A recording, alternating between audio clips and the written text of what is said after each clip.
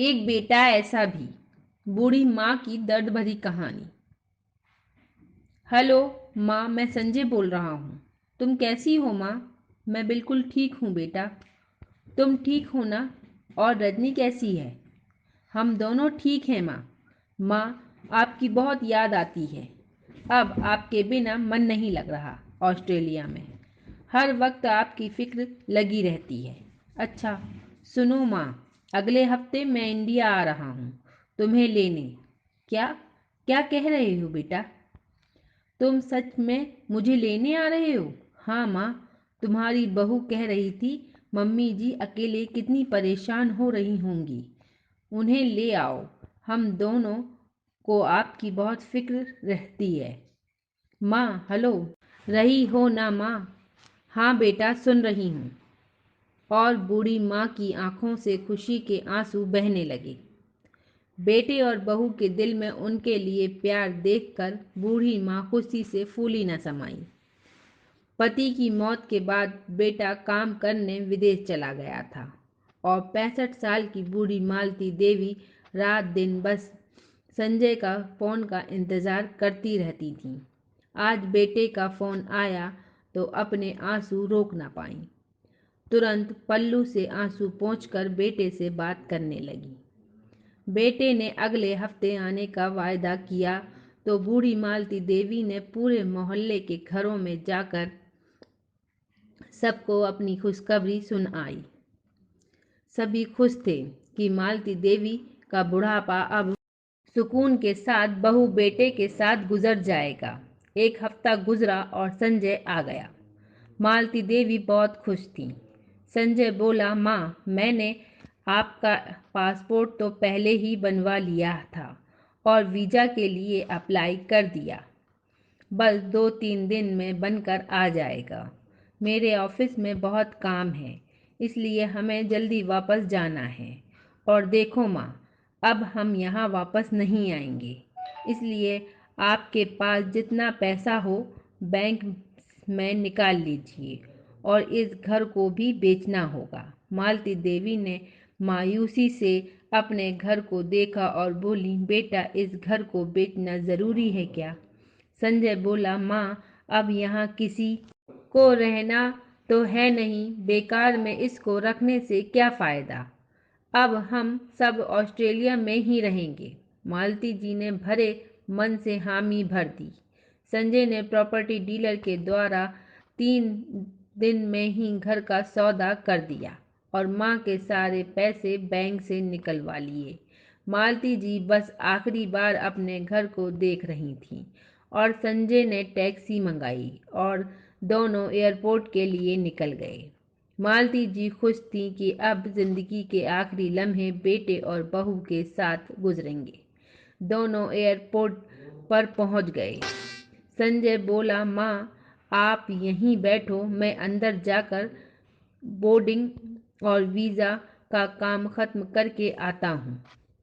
ठीक है संजय बेटा, मैं यहीं बैठ जाती हूँ, कहकर मालती जी बाहर लगी बेंच पर बैठ गईं और संजय अंदर चला गया। जब काफ़ी समय बीत गया और संजय लौटकर नहीं आया तो मालती जी बार बार उसी दरवाजे से झांक कर देखती जिसमें संजय गया था, लेकिन संजय उन्हें दूर दूर तक नजर न आया। मालती जी ने सोचा शायद अंदर बहुत भीड़ होगी, तभी समय लग रहा होगा, इसलिए चुपचाप वापस बेंच पर बैठ गईं। दोपहर से शाम हो गई, अंधेरा हो गया था। एयरपोर्ट के बाहर भीड़ कम हो चुकी थी। तभी पीछे से आवाज़ आई, माँ जी किससे मिलना है आपको? एक एयरपोर्ट के कर्मचारी ने पूछा। मेरा बेटा अंदर लेने गया था, काफ़ी समय हो गया है, वापस नहीं आया। बेटा ज़रा देख तो।